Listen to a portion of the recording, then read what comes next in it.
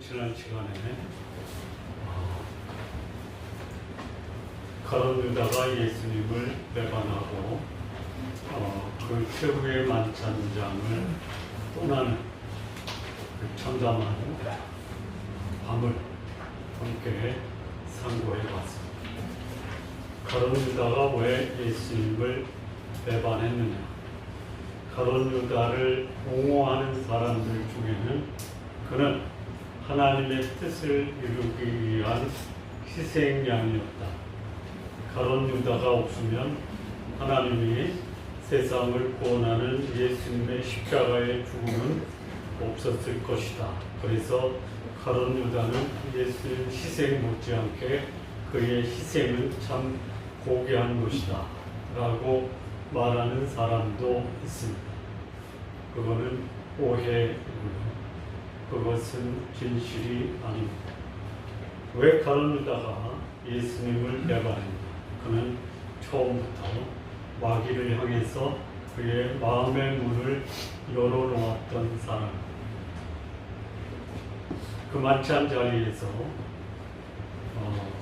성령의 감동을 받은 요한은 마귀가 시몬의 아들 가룟 유다의 마음에 예수를 팔려는 생각을 넣었더라, 이렇게 말씀을 합니다. 우리 성도님들 마음을 결코 마귀에게 열어놓지 마십시오. 열어놓으면 들어갑니다. 그리고 그 만찬 자리에서 예수님은 가룟 유다에게 지금으로 4번의 기회를 줍니다. 회개하고 돌이키라. 그런데 그 예수님의 소위 애틋하고 처절한 이 권면의 말씀을 외면하고, 그랬더니 아예 마귀가 가룟 유다의 마음에 들어와서 자기 털을 잡고 가룟 유다를 소위 죄의 길로 몰고 갑니다. 하나님과 마귀의 차이점이 있다면 하나님은 선한 길로 인도하십니다. 인격적으로 인도하십니다. 마귀는요, 사람들을 인도하는 게 아니라 몰아갑니다. 그것도요, 비인격적으로 몰아갑니다. 놀라운 일은요, 사람들이요, 인격적인 대우를 받을 경우에 지멋대로 하고요, 강제적으로, 위압적으로, 또 몰아가는 사람에게는요, 머리를 조아리면서 따라간다는 게 이상하지 않아요? 여러분, 하나님의 일꾼이 성도들을 인격적으로 대하면 우습게 여기죠. 그런데요, 카리스마적으로 끌고 가면요, 그 앞에 와서 다 머리를 조아리고 아부를 하는 이런 일들이 뭐 어제 오늘 일이 아니죠. 성도님들의 목사는 인격적인 목사가 되도록 계속 기도해 주십시오.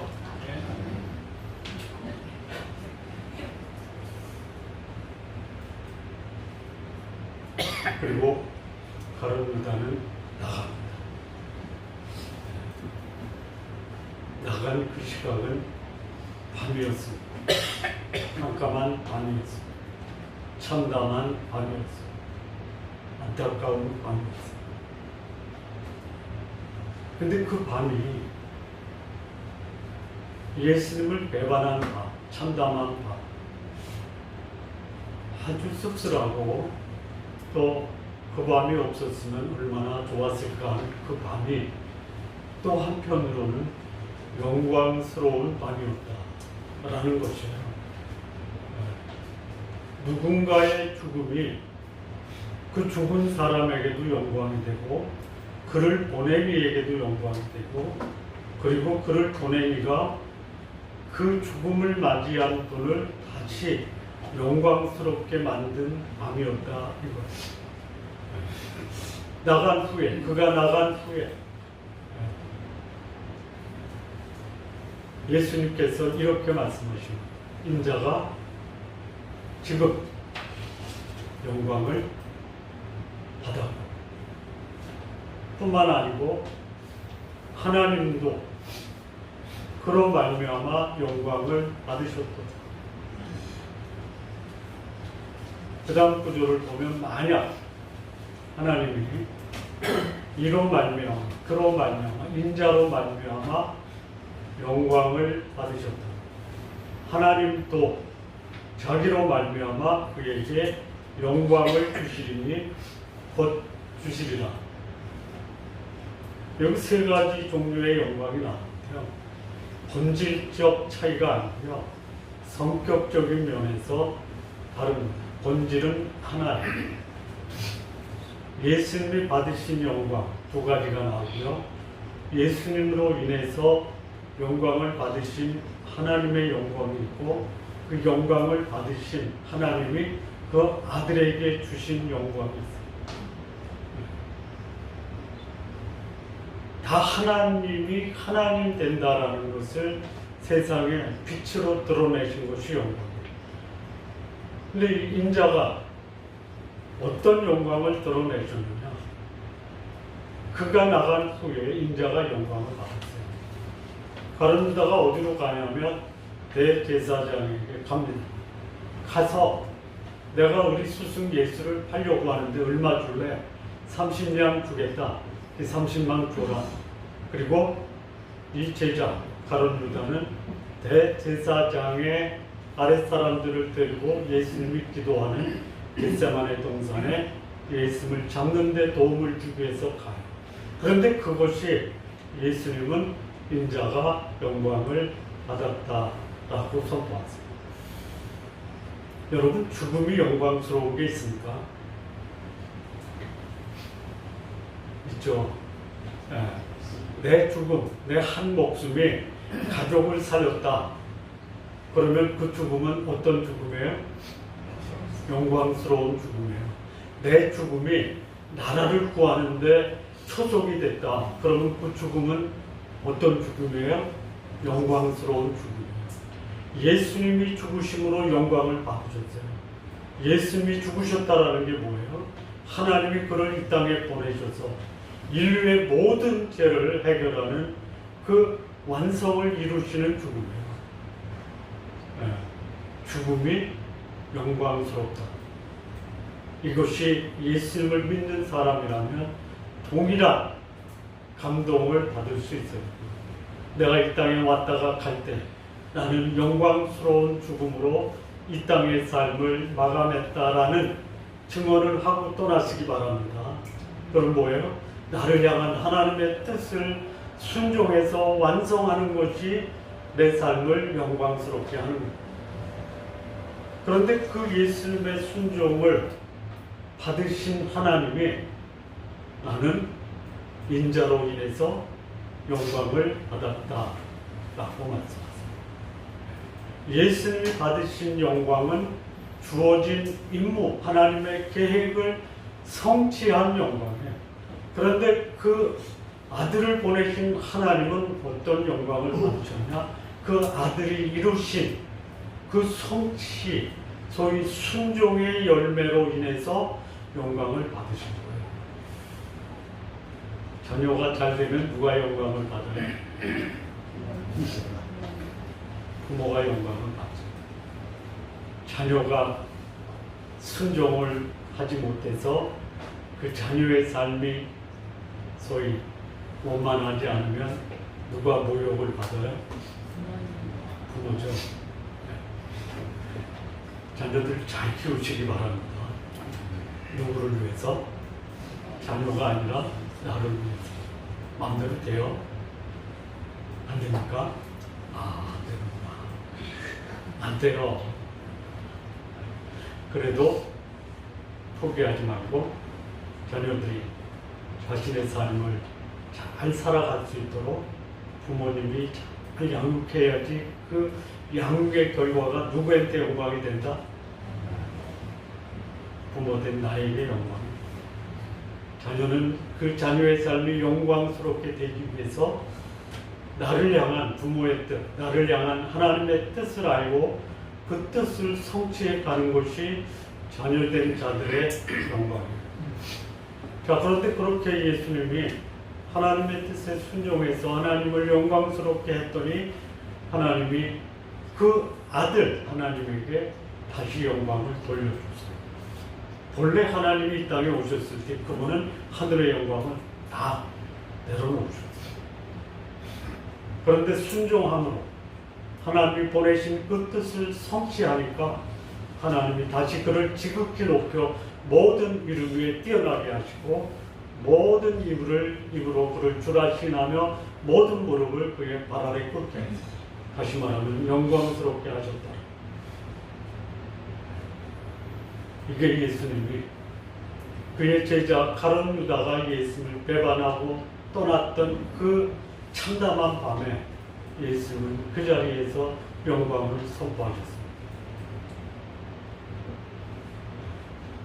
이게 소위 하나님을 믿는 하나님의 사람들에게도 암흑같이 칠흑같이 어두운 밤이 영광스러운 빛을 발하는 계기가 될 수 있다라는 것. 이거 믿음으로 여러분의 삶을 아름다운 영광의 삶으로 변화시키시기를 바랍니다.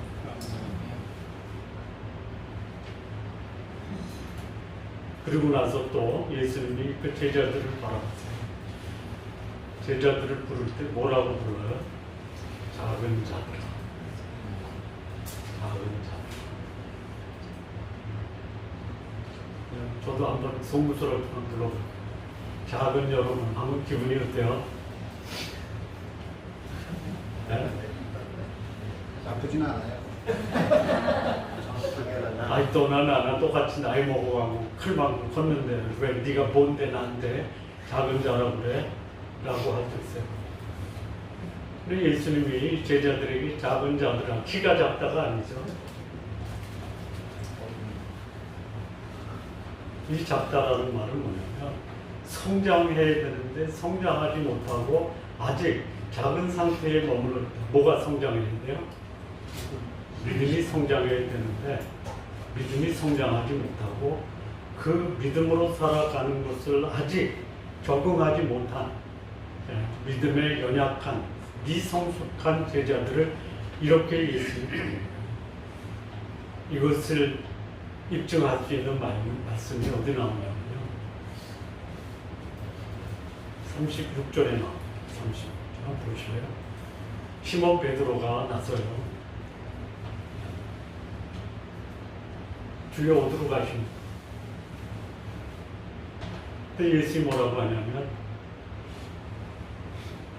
내가 가는 곳에 너희가 따라올 수 없다. 지금은 따라올 수 없다. 그런데 후에는 따라온다. 그때 베드로가 뭐라고 했냐면 어찌해서 우리가 따라갈 수 없습니까? 만약에 따라가는데 내 목숨이 필요하다면 내 목숨도 버리겠어요. 그랬더니 예수님이 뭐라고 하냐면 웃기는 소리 하고 있네. 나는 말씀은 없어요. 목숨 버린다고? 오늘 닭이 3번 울고 나면 너나 부인할 거야. 부인하기 전에 3번 닭이 울어. 이 말이 무슨 말이에요? 너 책임질 수 없는 말을 지금 하고 있다는 거 몰라? 너 어린 자야. 너 작은 자야. 아직 믿음이 성장하지 못했어. 말에 책임을 못 지는 자가 뭐해? 작은 자야. 여기 작은 자여라고 하면서 예수님이 뭐라고 하냐면 내가 아직 잠시 동안 너희와 함께 있을 거야. 그러다가 너희를 찾지만 내가 일찍 전에 유대인들에게 말했지 않냐. 내가 가는 곳에 너희가 올 수 없다라고 말한 것 같이 지금 내가 너희에게 말한다. 너희도 지금 내가 가는 곳에 너희도 올 수 없다라고 말한다. 아까 36절이죠. 나중에는 오지만 지금은 못 온다 이거죠. 그 말은 못 알아들어요. 그러니까 여기서 이 베드로는 걱정이요. 3년 반 동안 예수님 따라다녔어요. 기적도 봤어요. 생명의 말씀 들었어요. 예수님과 함께 있으면 이거는 뭐 겁날 게 없어요. 가신다고 하죠. 근데 가신다라고 하시면서 하시는 말씀이 뭐예요? 이게 영광이야. 알아들어요? 네? 여러분 깜깜한 밤이 빛나는 영광스러운 밤이다라는 거 경험해 보시기 바랍니다. 그런데 못 알아들어요. 알아들으세요? 알아듣시는 분은 그렇게 사시기 바랍니다. 그래서 내 주변에 있는 사람이 나는 아직도 깜깜한 밤인데 저 사람은 깜깜한 밤에 빛을 발하고 있어 라고 여러분들이 깜깜한 밤에도 빛을 발하는 영광스러운 삶을 사시기를 진심으로 바랍니다. 네. 그러면서 예수님 가지만 너희들이 나 없이도 살 수 있는 비결을 하나 전달해 주겠다. 알려주겠다. 꼭 이 말씀을 새겨들어라. 새 계명을 너희에게 준다. 네. 여러분 예수님의 말씀은 언제나 새 계명이에요. 네. 창세기 1장 1절도 새 계명입니다. 요한복음 1장 1절도 새 계명이에요. 십계명도 새 계명이에요. 근데 우리는 그거 옛 계명이야. 새 계명. 여기 새 계명이라고 하니까 제자들이 뭐 새로운 거 주시려나? 상기시켜 주는 거. 십계명이 옛 계명이에요. 새 계명이에요. 새 계명이에요. 뭐야? 사랑하라 이거. 사랑의 대상이 누구예요? 하나님이에요. 사랑의 대상이 누구예요? 주변 사람이에요. 하나님과 사람을 사랑하라. 네. 이게 하나님의 백성들에게 주신 새 계명. 그래서 새 계명을 주는 이유가 뭐냐? 나 없이도 살 수 있는 유일한 비결이 사랑하는. 내가 너희를 사랑한 것 같이 너희도 서로 사랑하라. 너희가 서로 사랑하면 모든 사람이 너희가 내 제자인 줄 알게. 이 사랑하면요, 네? 사랑하는 사람이 사랑을 받아요. 사랑하는 사람은요, 그것이 살아계신 하나님 예수 그리스도를 증거하는 가장 바람직한 복음 증거의 방법. 사랑하면요, 사람들이 저 사람이야말로 하나님의 사람이로구나 라고 내 정체를 알아요. 어떻게 사랑해요? 우리는 지난 시간에 지난주에 설교 제목이 뭐였죠? 기억나십니까? 사랑과 배반. 배반한 이유는 아까 요약해서 말씀드렸죠. 예수님이 보여주신 사랑의 세 가지 특징이 있어요. 끝까지 사랑하셨어요. 끝까지. 아가페적 사랑이 여기도 마찬가지. 끝까지 이거는 극진히 충분히 넘치도록 그리고 영원히.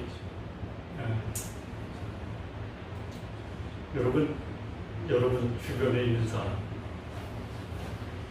가능해요? 저 사람이 나를 끝까지 영원히 넘치도록 기대 이상으로 날 사랑하고 있어라고 느끼십니까? 좀 해주세요. 저도 좀 할 수 있도록 기도해 주세요. 저를 못하니까 여러분이 기도해 주시면 할 수 있어요. 이게 예수님이 우리에게 보여주신 사랑의 모범. 두 번째는 씻어주시잖아요. 네? 씻겨주는 사람이에요. 네? 발을 씻겨주는 사람이에요. 이 말의 의미가 뭐냐?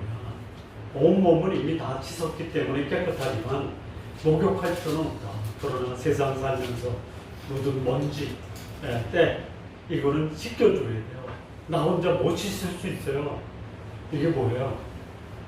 내 주변의 사람, 내 성도, 내 가족을 거룩하게 삶을 살도록 도와주고 권면하고 위로하고 이게 씻어주는 사람이에요. 필요를 채운다 해주세요. 근데 내가 채워주는 그 필요가 오히려 자녀들에게 해가 될 수도 있어요. 나는 부모가 원하는 대로 다 해주니까 나는 할 게 없어. 이거는 사랑이 아니에요. 자녀 망치는 거예요. 자녀로 하여금 거룩한 삶을 살도록 도와주는 거예요. 거룩한 영향을 행사하는 거예요. 죄 짓고 넘어지는 자녀들이, 죄 가운데 있는 성도들이 그것을 털고 일어나 거룩한 삶을 살도록 도와주는 게 예수님이 보여주신 사랑이에요. 그런 사랑을 하라. 내가 너희를 사랑한 것처럼 너희도 서로 사랑. 그리고 세 번째, 예수님이 보여주신 사랑의 모범은요, 낮은 자세로 허리에 수건을 들고 엎드려서 발을 씻어주는 낮은 자세의 겸손과 그리고 그 사람의 때 묻은 발을 씻어주는 손김의 사랑. 그렇게 사랑하는 것이 예수님이 떠나고 나서 성도들이 믿음을 지키고 공동체를 지키고 나를 지킬 수 있는 가장 바람직한 신앙의 유지의 비결이다라고 말씀합니다. 성도들 사랑하십시오. 핵심이 뭐예요? 낮은 자세로 상대방이 느낄 수 있을 정도로 거룩한 삶을 살도록 도와줍니다. 저는 그냥 멋대로 마음대로 그냥 가끔 더러워지고 제 가운데 있었는데 당신을 보고 저는 도전을 받아 거룩한 삶을 살도록 다짐도 하고 넘어지면 다시 일어나려고 애를 쓰고 몸부림치면서 저는 당신의 거룩한 영향권 아래서 저는 거룩한 하나님의 자녀로 살게 되었습니다 라는 고백을 다 들으시기를 바랍니다. 안 하시는 분들은 그랬더니 베드로가 알아들어요? 못 알아요? 못 알아요. 근데 그 말이 끝나니까 베드로가 나섰어. 베드로가 뭐라 그래요? 이르되 시몬 베드로 주여 어디로 가십니까? 떠난다라는 것밖에는 생각나는 게 없어요. 어디로 가시는데요? 지금까지 3년 반을 우리가 따라다녔는데 당신이 가는 곳에 나도 가야죠. 아니 우리를 두고 떠나다니요. 말도 안 되는 소리 하십니까? 우리가 언제 당신을 배반했습니까? 배반하고 떠난 제자는 있지만 우리는 결코 당신을 떠날 수 없습니다. 그랬더니 예수님이 뭐라고 해요? 아니요 35절에 36절이었어요. 36절. 예수님 뭐라고 했냐면 지금은 안 돼. 나중에는 와. 이게 진리예요. 뭐 예수님이 지금 가시면서 제자들 몽땅 데리고 천국 가는 게 아니잖아요. 지금 데려가실 수 있죠. 왜 안 데려가요? 가고 싶으세요? 때가 안 됐어요. 무슨 때가 안 돼요? 그 때가 올 때까지 여기서 할 일이 뭐예요? 그냥 죽치고 기다려요? 그럼요. 할 일이 있어요. 여러분의 인생이 끝난 날이 언제예요? 하나님이 여러분에게 주신 사명이 끝나는 날이에요. 사명을 모르고 살아도 하나님이 사명을 이루도록 기회를 주시고 설득돼요. 그래도 그거를 마다하면 더 받자 그거 이루지 못하는데 빨리 가자. 물론 빨리 데려간 사람들이 사명을 못 이룬 분들은 아니에요. 그런데 상당히 많은 경우에 자신의 삶의 사명을 모르고 그것을 망각한 채로 죄 가운데 뒹굴면 그렇게 사는 이 가장 나중에 따라온다. 너에게 주어진 사명이 마치면 내가 너를 영광스러운 곳으로 데려간다. 그랬더니 이 말을 못 알아들어요. 사도 바울 베드로가. 아니 어째서 내가 갈 수 없습니까? 갈 거예요 제가. 만약에 당신을 따라가는 길에 내 목숨까지도 버려야 된다면 목숨도 버리죠 뭐. 이걸 뭐라 그래요? 무식의 플러스 객기라고 하는 거예요. 책임질 수 없는 말을 하는 거예요. 누구 앞에서? 하나님 앞에서. 여러분, 하나님 여러분 다 아세요? 그러니까 함부로 맹세, 약속, 객기 부리지 마세요. 이거 나중에 얼마나 이 베드로가 뻘쭘하겠어요. 나 목숨이라도 버리겠습니다. 그러니까 예수님 뭐라고 그래? 진짜야? 목숨 버릴 수 있어? 그런데 오늘 밤이라는 말이 여기 다른 복음서에 들어가 있어요. 오늘 밤 닭이 3번 울기 전에 나를 부인하죠. 이게 베드로예요. 사실 베드로가 이런 고백하고요. 다른 제자들은 이 말도 안 했고요. 예수님이 잡혀간 소위 당시의 대제사장 가야바 안나스 법정까지도 안 가죠. 요한하고 베드로만 가요. 대단한 거예요. 네? 뭐 마르다가 말씀 안 듣고 봉사했다. 난 그런 사람 대단한 거예요. 네? 베드로 가서 예수님 3번 부인했어도요. 거기 간 것만 해도 대단한 거예요. 그런데 그게 뭐예요? 객기죠. 그게 뭐예요? 무식의 탈로예요. 네? 자기 과신한 거예요. 네? 그게 오늘 본문에 나왔어요. 다 했어요. 뭐 더 설명이 필요해요? 이렇게 말씀하세요.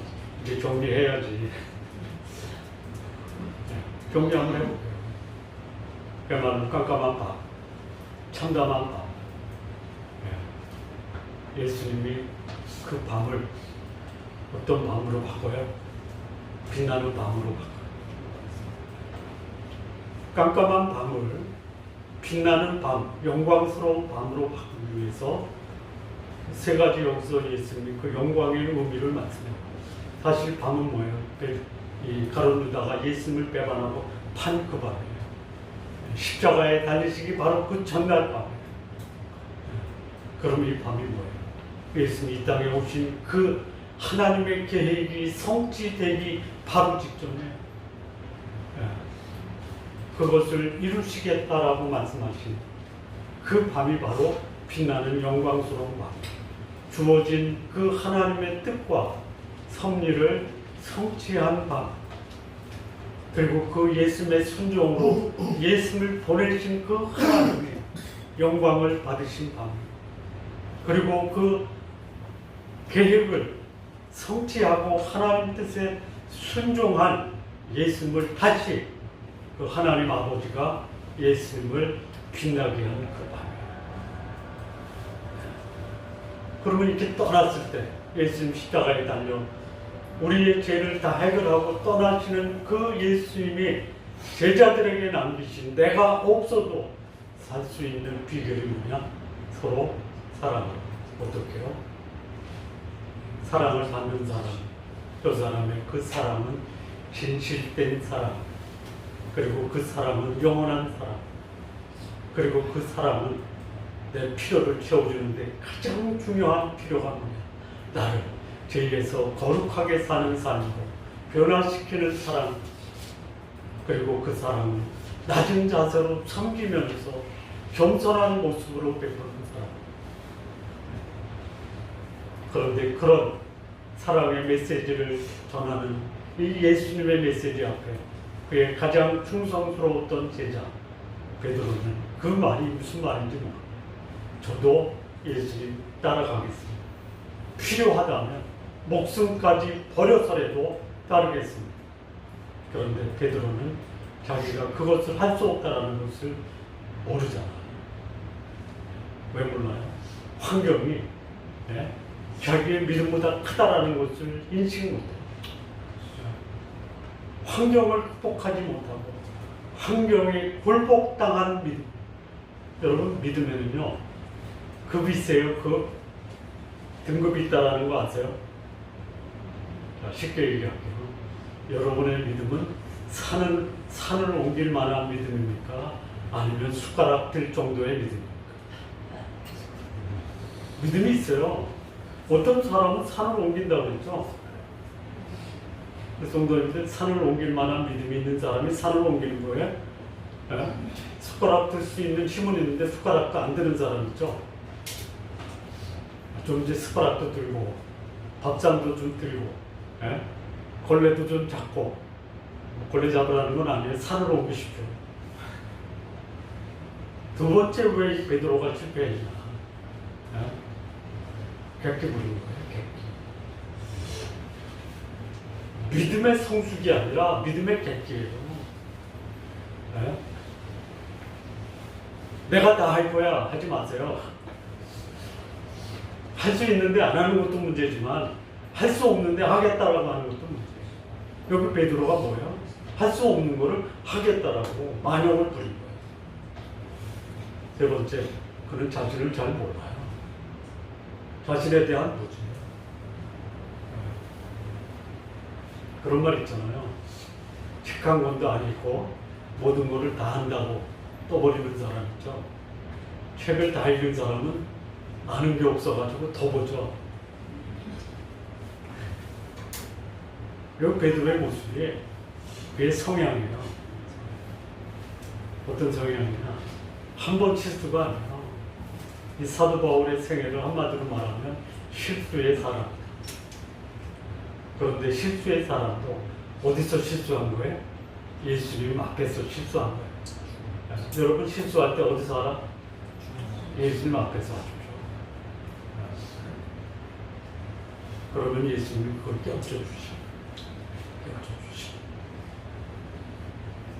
정리하면 그 밤은 결코 패배의 밤이나 승리의 밤, 영광의 밤.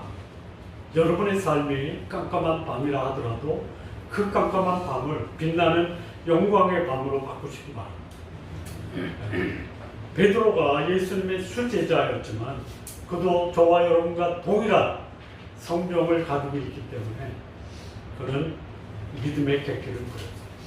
환경의 영향을 받아서 환경 앞에 굴복했던 사람, 자신에 대해서 무지했던 사람.